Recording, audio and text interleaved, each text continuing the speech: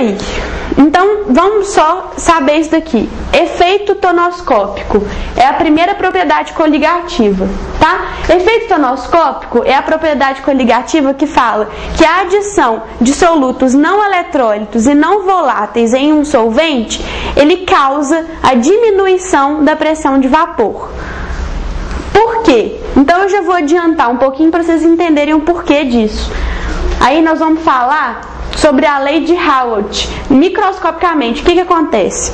Eu tinha lá um tanto de molécula de água, tá? Aí na hora que eu adicionei as moléculas de sacarose, que estão representadas aqui em vermelho, o que está acontecendo?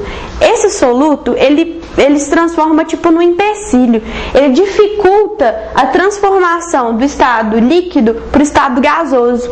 Então é como se assim, as moléculas de água elas quisessem se desprender uma da outra para poder evaporar e se tornar gasosa.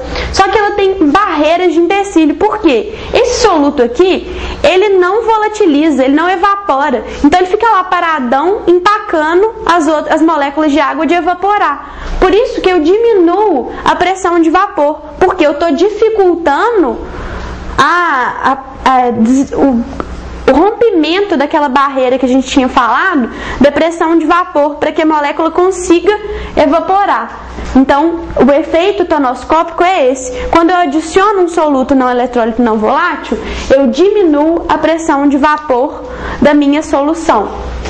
Aí esse cara aqui, ele fez uma fórmula para a gente conseguir determinar a pressão de vapor de uma solução. Como que é essa fórmula?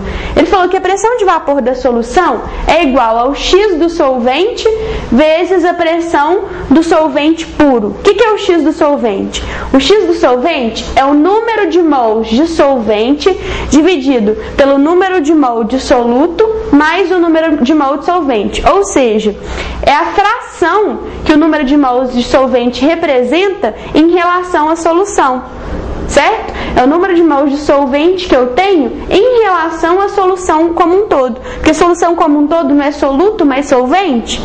Então eu estou fazendo a relação aqui de solvente, número de mol de solvente, com o número de mol de solução. E aí eu encontro a pressão de vapor da solução. Por que isso, gente?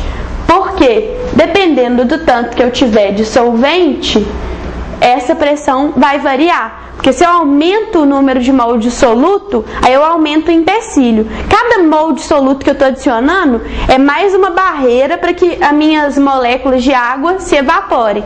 Então estou dificultando ali. Então se eu estou dificultando isso, eu abaixo a pressão de vapor. A pressão de vapor fica mais baixa ainda, ou seja, mais difícil ainda daquela molécula evaporar.